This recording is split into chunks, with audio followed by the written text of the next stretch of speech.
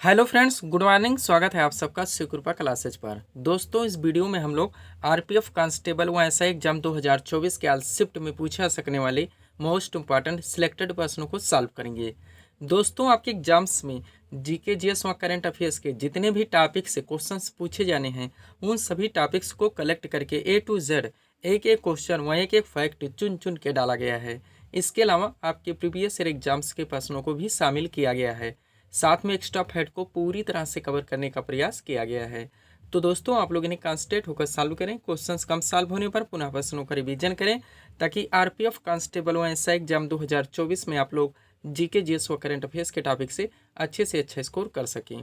ध्यान रखें दोस्तों, आपके एग्जाम में जीके जीएस और करंट अफेयर्स का अच्छा खासा वेटेज है। 50 क्वेश्चन आपके यहाँ से पूछे जाएंगे। तो चलिए दोस्तों, ज़्यादा समय न लेते हुए हम लोग इन सभी मोस्ट इंपॉर्टेंट प्रश्नों को सॉल्व करना शुरू करते हैं।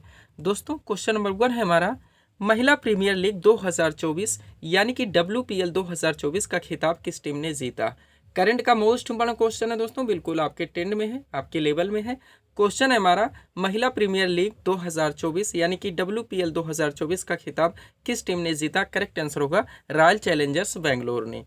अब चूंकि दोस्तों करंट से हमारा क्वेश्चन आया हुआ, तो इस टॉपिक से जितने भी क्वेश्चंस बनते हैं उन सभी प्रश्नों को हम लोग यहीं पे कवर करेंगे। यही हमारे प्रिपरेशन की स्ट्रेटजी है दोस्तों, कि जिस भी टॉपिक्स को हम लोग उठाएंगे उस टॉपिक्स के अधिकांश प्रश्नों को पूरे एक्स्ट्रा फैक्ट के साथ वहीं पे कवर करेंगे। ध्यान दीजिएगा दोस्तों, आप लोग सारे फैक्ट सिलेक्ट रखे गए हैं।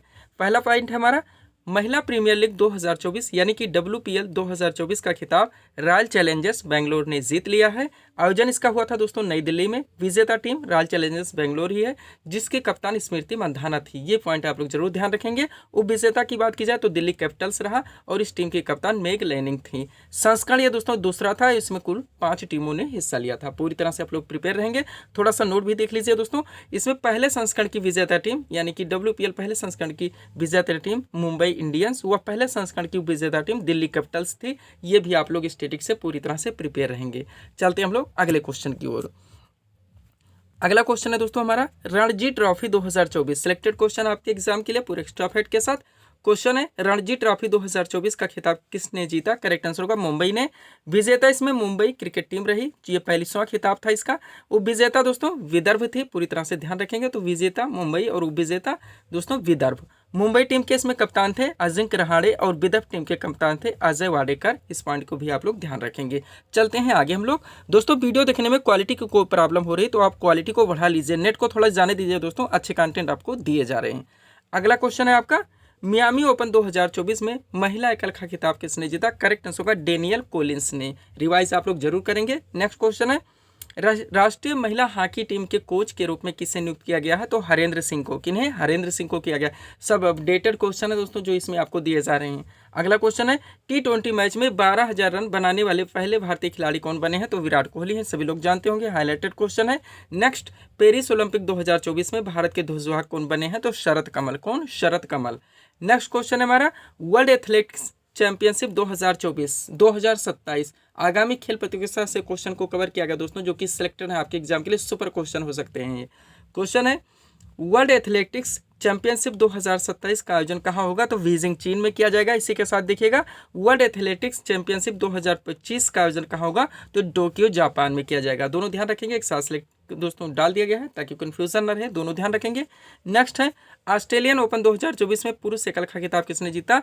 तो जनिक सिनर ने जीता, जो कि इटली से आते हैं। वह यूनाइटेड कप 2024 का खिताब किसने जीता। तो जर्मनी ने जीता। रिवीजन जरूर करेंगे आप लोग। दोस्तों ध्यान रखें, आप लोग प्रिपरेशन आप लोग कहीं से भी करें, ऑनलाइन करें या फिर ऑफलाइन करें, आपके जो पाठ्यक्रम है, जितने टॉपिक से आपके एग्जाम में क्वेश्चंस पूछे जाने हैं, उन सभी टॉपिक्स को हो सके तो दोस्तों आप लोग नोट डाउन कर लीजिए, उनको पूरी तरह से प्रिपेयर रखिए। और जब आप कहीं से भी प्रिपरेशन कीजिए, आप देखिए कि वो सारी टॉपिक्स जहाँ जहाँ से हमारे एग्जाम में क्वेश्चंस पूछे जाने पूरी तरह से कवर कराए जाए, नहीं कराए जा रहे हैं। अगर नहीं कराए जा रहे दोस्तों तो उनको कवर करने का प्रयास कीजिए। आप ऐसा ना कीजिए किसी भी एक सब्जेक्ट को पकड़ लीजिए, किसी भी दोस्तों आप एक टॉपिक को पकड़ लीजिए और सारा समय आप उसी में दे दीजिए। आप सभी पाठ्यक्रम को पूरी तरह से फोकस रखने का प्रयास करें। चलते हैं दोस्तों हम लोग अगले क्वेश्चन की ओर। क्वेश्चन है हमारा, 15वें ICC अंडर 19 विश्व कप 2024 का एक दिवसीय खिताब किसने जीता? तो ये ऑस्ट्रेलिया ने जीता है। किसने? ऑस्ट्रेलिया ने जीता है। एक्स्ट्रा फैक्ट में देखेंगे, आयोजन इसका दक्षिण अफ्रीका में किया गया। विजेता ऑस्ट्रेलिया रही। उपविजेता की बात की जाए तो भारत रहा। ऑस्ट्रेलिया टीम के इसमें कप्तान थे ह्यूज विवजेन और भारतीय टीम के कप्तान थे उदय सहारन। पूरी तरह से आप लोग अपडेट रहेंगे। नेक्स्ट क्वेश्चन है दोस्तों, भारतीय ओलंपिक संघ यानी कि IOC के CEO कौन बने हैं? तो रघुराम अय्यर। सुपर क्वेश्चन है आपके एग्जाम के लिए। अध्यक्ष दोस्तों इसमें बात की जाए तो यानी कि भारतीय ओलंपिक संघ की अध्यक्ष कौन है? तो वर्तमान में PT उषा है। ध्यान रखेंगे, स्थापना इसकी हुई थी 1927 में और इसका मुख्यालय नई दिल्ली में है। इस सारे पॉइंट से आप लोग पूरी तरह से प्रिपेयर रहेंगे। ये करंट के क्वेश्चन थे दोस्तों, जिनको हम लोगों ने एक साथ कवर किए हैं। आगे चलते हैं, थोड़ा सा PDF के बारे में बात करेंगे, पुनः हम लोग नेक्स्ट क्वेश्चन की ओर चलेंगे। ध्यान दीजिएगा आप लोग, 4 PDF यहाँ पे हमारा लगा हुआ है जो कि हम दोस्तों अभ्यर्थियों को दे रहे हैं। सबसे पहले इसमें बात करेंगे दोस्तों हम लोग RPF कांस्टेबल एग्जाम 2024 के बारे में, जिसका हम लोग प्रिपरेशन कर रहे हैं। दोस्तों इसमें आपका जो पाठ्यक्रम है, आपका पूरा GK यानी हिस्ट्री, पॉलिटी, जियोग्राफी, आपका इकोनॉमिक्स, आपका पूरा विविध के चैप्टर जो कि पूरी तरह से ट्रेंड में रहता है, आपका GS यानी जनरल साइंस, व करंट अफेयर्स, इनके पूरे पाठ्यक्रम को टोटल 25 PDF के जरिए कवर किया गया है, जिसकी पेड फीस 100 रुपीज़ रखी गई है और व्हाट्सअप नंबर आप लोगों के सामने, जहाँ पे दोस्तों आप लोग जोड़कर PDF ले सकते हैं। सेकंड PDF की बात की जाए दोस्तों तो बिहार SSC वहाँ बिहार पुलिस कांस्टेबल का हमारा कंबाइन लगा हुआ है। इसमें जो आपका पाठ्यक्रम आएगा, आपका पूरा GK आएगा, आपका पूरा GS आएगा, आपका पूरा विविध आएगा, आपका पूरा करंट अफेयर्स आएगा, बिहार स्पेशल भी आएगा, स्टेटिक और करंट दोनों। इन सब के पूरे पाठ्यक्रम को टोटल 25 PDF के जरिए कंप्लीट किया गया, जिसकी भी पेड फीस 100 रुपीज़ रखी गई। व्हाट्सअप नंबर आप लोगों के सामने। बाकी दोस्तों हमारा यूपी पुलिस कांस्टेबल एग्जाम 2024 का भी PDF लगा हुआ है, जिसमें आपका पूरा दोस्तों यूपी स्पेशल से स्टेटिक करंट आएंगे, आपका पूरा GK आएगा, विविध आएगा, आपका जनरल साइंस आएगा, करंट अफेयर्स, सामान्य हिंदी, सब कुछ पूरी तरह से दोस्तों इसको 40 PDF के जरिए कंप्लीट किया गया है, जिसकी पेड फीस भी 100 रुपीज़ रखी है। व्हाट्सअप नंबर आप लोगों के सामने।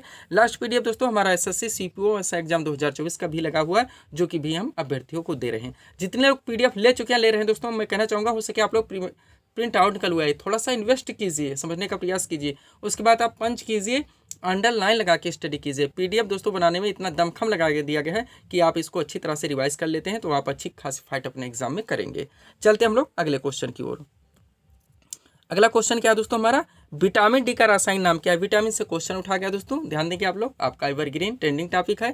क्वेश्चन रखा गया विटामिन D का रासायनिक नाम क्या है? करेक्ट आंसर होगा कैल्सीफेरॉल। अब यहाँ पे विटामिन से रिलेटेड जितने भी क्वेश्चन पूछे आते हैं दोस्तों आपके एग्जाम में, उन सबको एक साथ कवर कर दिया गया है। सीट हमारी लगा दी गई। अगर इस सीट को पूरी तरह से प्रिपेयर रखते हैं तो यहाँ से ना आपके क्वेश्चन मिस होंगे और ना ही गलत होंगे। तो चलिए शुरू करते हैं हम लोग।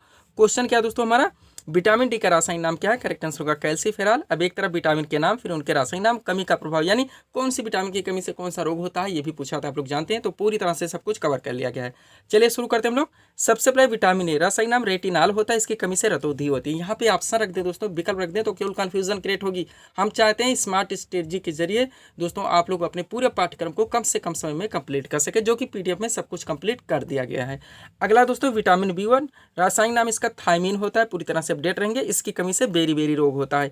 विटामिन B2 की बात की जाए, इसका रासायनिक नाम रिबोफ्लेविन होता है, इसकी कमी से कोलोसिस होता है, किलोसिस। नेक्स्ट है विटामिन B6 रासायनिक नाम पैरिडॉक्सिन होता है। सारे रासायनिक नाम इसमें पूछे आते हैं। रक्त क्षीणता और चर्म रोग ये इसकी विटामिन की कमी से होता है। आगे बढ़ेंगे हम लोग।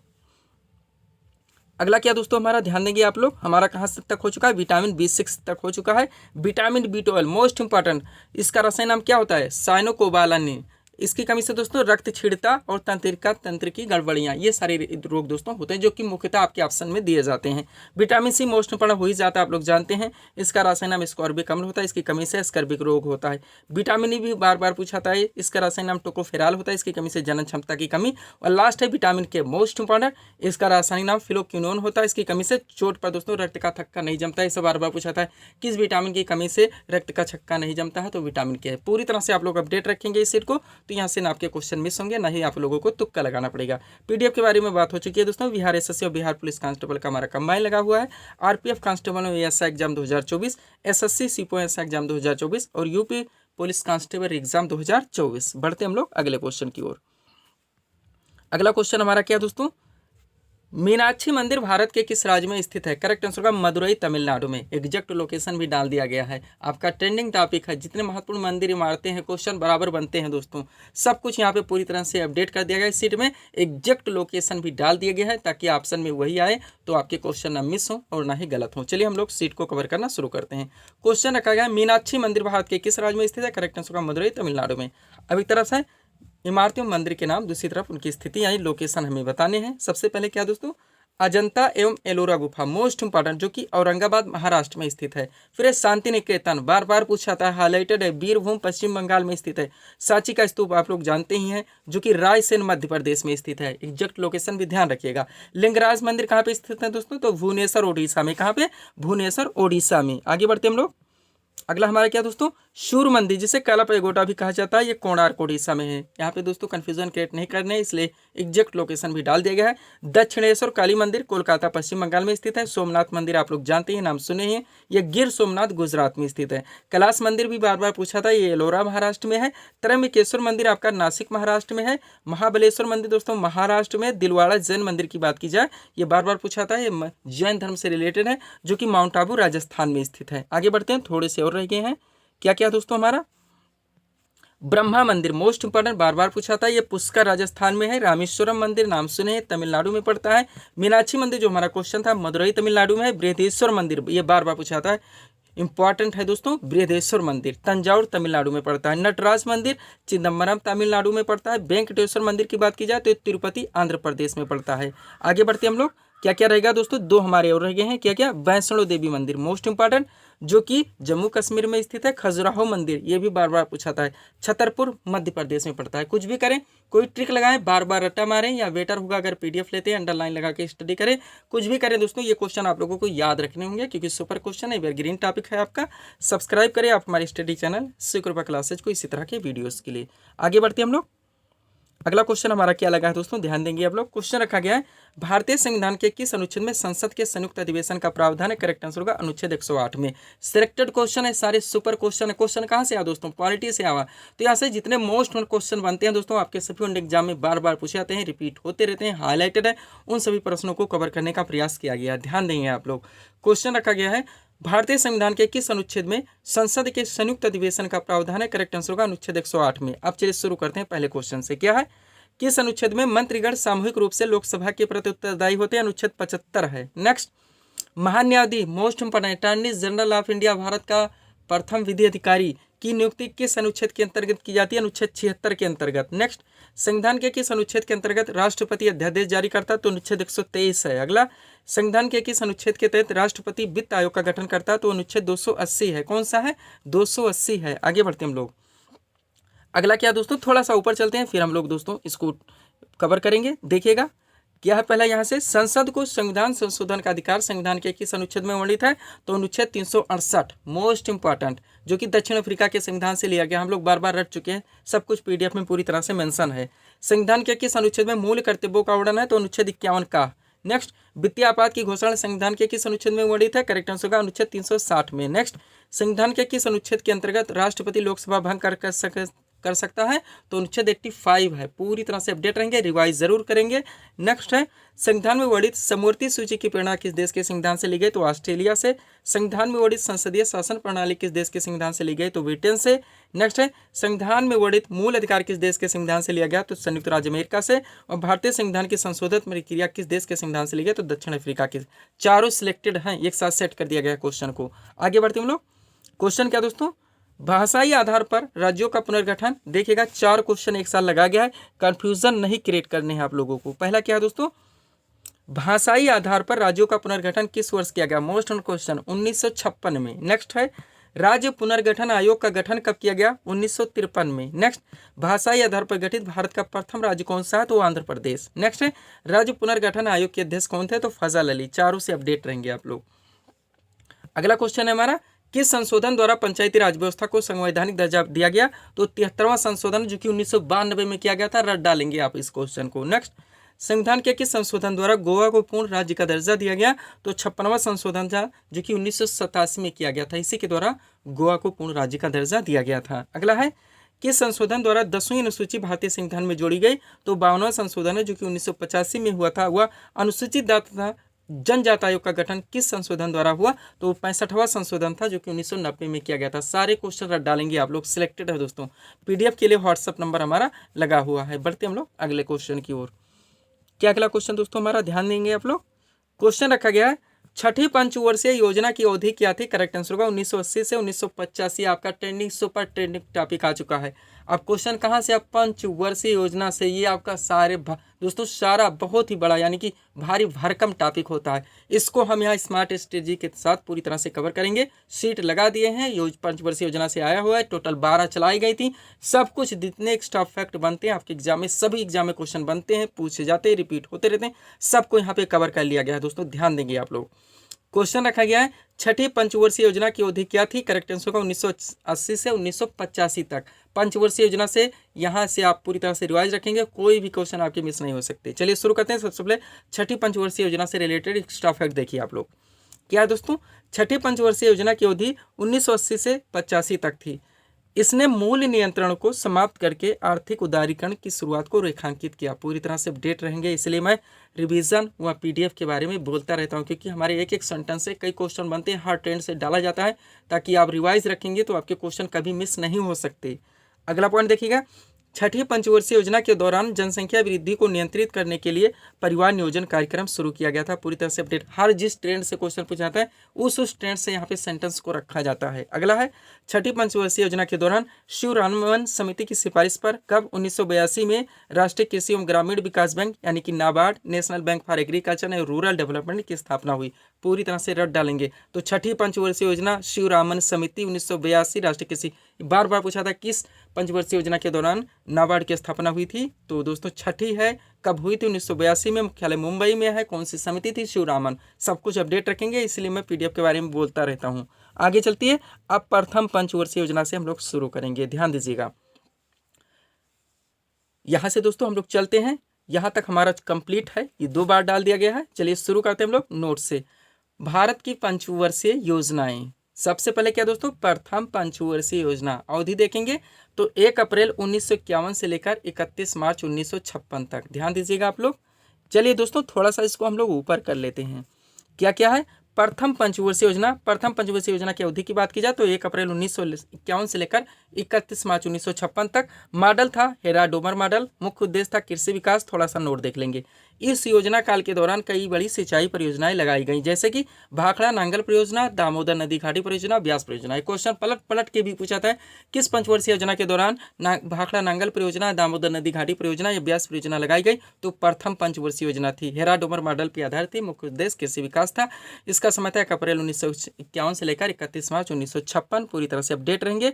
अब चलिए द्वितीय पंचवर्षीय योजना देखते हैं। इसके समय दी थी दोस्तों 1 अप्रैल 1956 से 31 मार्च 1961। जहां जहां से क्वेश्चन बनते हैं किसी को मिस नहीं किया गया। बहुत ज़्यादा एक्स्ट्रा फैक्ट नहीं रखे गए, लेकिन जहां से क्वेश्चन बनते हैं, पूछे जाते हैं, उनको हम लोग मिस भी नहीं कर सकते। मॉडल की बात की जाए, पीसी महालनोबिस मॉडल। उद्देश्य था औद्योगिक विकास। नोट देख लेंगे। द्वितीय पंचवर्षीय योजना के दौरान अनेक महत्वपूर्ण वृहद उद्योग जैसे राउरकेला, भिलाई व दुर्गापुर क्रमशः लगा हुआ दोस्तों जर्मनी, रूस और ब्रिटेन के सहयोग से स्थापित किए गए थे।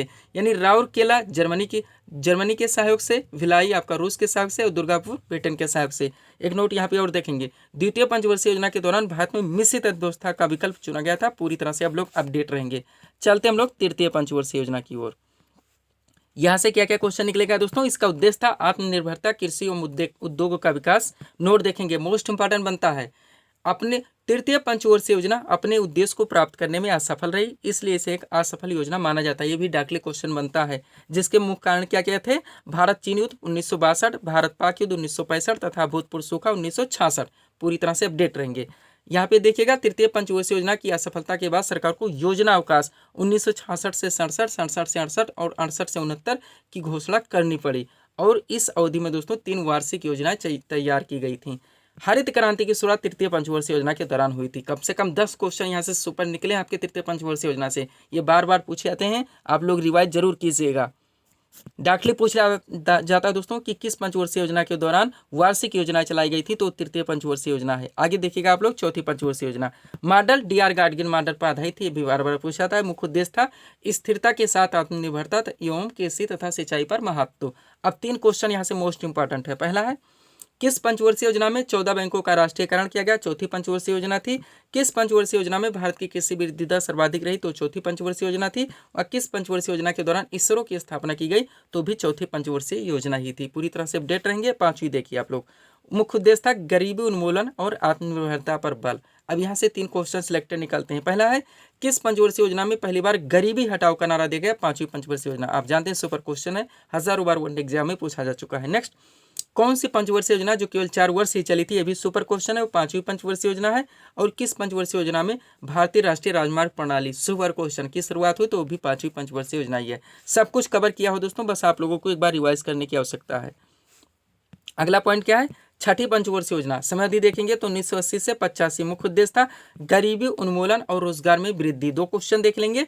किस पंचवर्षीय योजना का प्रारंभ रोलिंग प्लान को समाप्त करके की गई, तो छठी पंचवर्षीय योजना थी। और किस पंचवर्षीय योजना में समन्वित ग्रामीण विकास कार्यक्रम शुरू हुआ, तो भी छठी पंचवर्षीय योजना ही थी। बाकी छठी पंचवर्षीय योजना के एक्स्ट्रा फैक्ट हम लोग क्वेश्चन में लगा हुआ था, देख लिए, जहाँ पे नाबार्ड वगैरह सब कुछ कवर किए हैं। 7वीं पंचवर्षीय योजना देखिएगा, समय अवधि थी 1985 से 90। मुख्य उद्देश्य था रोजगार, शिक्षा तथा जन स्वास्थ्य का विकास। यहाँ से क्वेश्चन बनता है मोस्ट इंपॉर्टेंट, कौन सी पंचवर्षीय योजना प्रधानमंत्री राजीव गांधी के कार्यकाल के दौरान शुरू हुई, तो दोस्तों 7वीं पंचवर्षीय योजना थी। आगे बढ़ते हम लोग 8वीं देखेंगे। क्या दोस्तों 8वीं पंचवर्षीय योजना से इसकी समयावधि बात की जाए तो 1992 से 97। मुख्य उद्देश्य था मानव संसाधन का विकास। एक क्वेश्चन देखेंगे, किस पंचवर्षीय योजना में प्रधानमंत्री रोजगार योजना जो कि 1993 ईस्वी में शुरू की गई, वो 8वीं पंचवर्षीय योजना थी। पूरी तरह से अपडेट रहेंगे। 9वीं देखेंगे, समयावधि थी 1997 से 2002। मुख्य उद्देश्य था न्यायपूर्ण वितरण एवं समानता के साथ विकास। बस यहाँ पे इतना ही ध्यान रखेंगे। 10वीं की बात की जाए, समयावधि थी 2002 से 2007। मुख्य उद्देश्य था गरीबी और बेरोजगारी को समाप्त करना एवं अगले 10 वर्षों में प्रति व्यक्ति आय दोगुनी करना। पूरी तरह से अपडेट रहेंगे। जितने इंपॉर्टेंट फैक्ट बनते हैं सब कवर किया हुआ है। ये नहीं करना है दोस्तों कि इसके लिए आपको अगर कहीं और भटकना पड़े, अगर भटकने की आवश्यकता आप लोगों को नहीं है। 11वीं देखेंगे पंचवर्षीय योजना, समयावधि 2007 से 12। मुख्य उद्देश्य तीव्रतम एवं समावेशी विकास। एक क्वेश्चन देखेंगे, किस पंचवर्षीय योजना में वर्ष 2009 में शिक्षा का अधिकार अधिनियम प्रस्तुत किया गया, जो कि वर्ष 2010 में लागू हुआ। 11वीं पंचवर्षीय योजना थी। अब 12वीं देखेंगे आप लोग दोस्तों, थोड़ा सा आगे चलते हैं, जो कि लास्ट योजना। इसके बाद आप लोग जानते हैं पंचवर्षीय योजना खत्म हो गई, नीति आयोग की स्थापना हो गया। 12वीं पंचवर्षीय योजना की बात की जाए, समयावधि थी 2012 से 17। मुख्य उद्देश्य था तीव्रतम समावेशी और सतत विकास। नोट देख लेंगे थोड़ा सा दोस्तों, ताकि ये क्वेश्चन भी आप लोगों का पूरी तरह से कंप्लीट हो सके। योजना आयोग की स्थापना केंद्रीय मंत्रिमंडल के एक प्रस्ताव द्वारा 15 मार्च 1950 को गठित किया गया था। ये भी बार बार पूछा था। योजना आयोग की स्थापना केंद्रीय मंत्रिमंडल के एक प्रस्ताव के द्वारा गठित किया गया था कब, 15 मार्च 1950 को। और यह एक संवैधानिक संस्था नहीं है। इस पॉइंट से भी आप लोग प्रिपेयर रहेंगे। जैसे कि हमारा वित्त आयोग हो गया दोस्तों, निर्वाचन आयोग हो गया, संघ लोक सेवा हो गया, राज्य के लोक सेवा हो गया, ये सारी संवैधानिक संस्थाएं, लेकिन योजना आयोग एक संवैधानिक संस्था नहीं था। इसके बाद में आप जानते हैं कि 1 जनवरी 2015 को नीति आयोग का गठन किया गया, जिसके प्रथम उपाध्यक्ष कौन थे, अरविंद पनघड़िया। प्रथम सीईओ कौन थे दोस्तों, अमिताभ कांत। वर्तमान में नीति आयोग के उपाध्यक्ष कौन है, सुमन के बेरी हैं। और सीईओ श्री BVR सुब्रमण्यम हैं। अध्यक्ष प्रधानमंत्री नरेंद्र मोदी जी हैं। नीति आयोग एक संवैधानिक संस्था नहीं है। नीति का फुल फॉर्म NITI यानी कि national institute for transforming India. सारी चीज़ें आप लोग अपडेट रखेंगे, जो कि PDF में सब कुछ मेंशन कर दिया गया है, ताकि किसी भी टॉपिक के कोई भी क्वेश्चन आपका मिस ना हो। PDF के लिए व्हाट्सएप नंबर हमारा लगा हुआ है। बढ़ते हम लोग अगले क्वेश्चन की ओर। क्वेश्चन कहाँ से आ रहा है दोस्तों, नेक्स्ट हमारा क्वेश्चन रखा गया, डेसिबल किसे नापने के लिए प्रयोग में लाया जाता है, तो वातावरण में ध्वनि। साइंस से आ गया है, जनरल साइंस। अब यहाँ पे मोस्ट जो क्वेश्चन है दोस्तों आपके जनरल साइंस से निकलते, चाहे फिजिक्स हो, केमिस्ट्री हो, बायो हो, जो कि आपके सभी वन एग्जाम्स में बार बार पूछे जाते हैं, इजी टू मॉडरेट जिनका ट्रेंड है, उन सभी प्रश्नों को हम लोग एक साथ कवर करेंगे। चलिए शुरू करते हैं। पहला क्वेश्चन है, खाद्य ऊर्जा को हम किस इकाई में माप सकते हैं, करेक्ट आंसर होगा कैलोरी में। एक एक क्वेश्चन सुपर लगाया गया है दोस्तों। नेक्स्ट, दूरबीन का आविष्कार किसने किया था, करेक्ट आंसर होगा गैलीलियो ने। नेक्स्ट है, लोहे के ऊपर जिंक की परत चढ़ाने को क्या कहते हैं, गैल्वेनाइजेशन कहा जाता है। परमाणु बम किस सिद्धांत पर आधारित है, नाभिकीय विखंडन पर। वही नाभिकीय संलयन पर क्या है दोस्तों, हाइड्रोजन बम। ये भी ध्यान रखेंगे। अगला क्वेश्चन क्या है, प्रोटॉन की खोज किसने की थी, गोल्डस्टीन ने। न्यूट्रॉन की खोज किसने की थी, जेम्स चैडविक ने। इलेक्ट्रॉन की खोज किसने की थी, जे थॉम्सन ने। रेडियो सक्रियता की खोज किसने की थी, हेनरी बेकरेल ने। इस तरह से क्वेश्चन को एक साथ रखा जाता है दोस्तों। PDF इस तरह से प्रिपेयर किया गया है कि आप दोस्तों कोई आपके ऊपर लोड नहीं हुआ मटेरियल का, आप अच्छे खासे ढंग से कम समय में सब कुछ आप दोस्तों पूरी तरह से प्रिपेयर कर सकते हैं। नेक्स्ट है, बेकिंग सोडा का रासायनिक नाम क्या है, सोडियम बाइकार्बोनेट। ब्लीचिंग पाउडर का रासायनिक नाम क्या है, कैल्शियम ऑक्सीक्लोराइड। कृत्रिम वर्षा कराने में किस रसायन का प्रयोग किया जाता है, सिल्वर आयोडाइड का। वह वायुयान के टायरों में कौन सी गैस प्रयोग की जाती है, हीलियम। पूरी तरह से अपडेट रहेंगे आप लोग। आगे देखिएगा, मानव शरीर में पाचन क्रिया कहाँ से प्रारंभ होती है, मुख से। नेक्स्ट है, पेसमेकर का संबंध किससे, हृदय से है। पेसमेकर का कार्य क्या है, दिल की धड़कन प्रारंभ करना। रक्त का शुद्धिकरण कहाँ पर होता है, किडनी में होता है। कहाँ पे होता है, किडनी में होता है। आगे बढ़ेंगे हम लोग।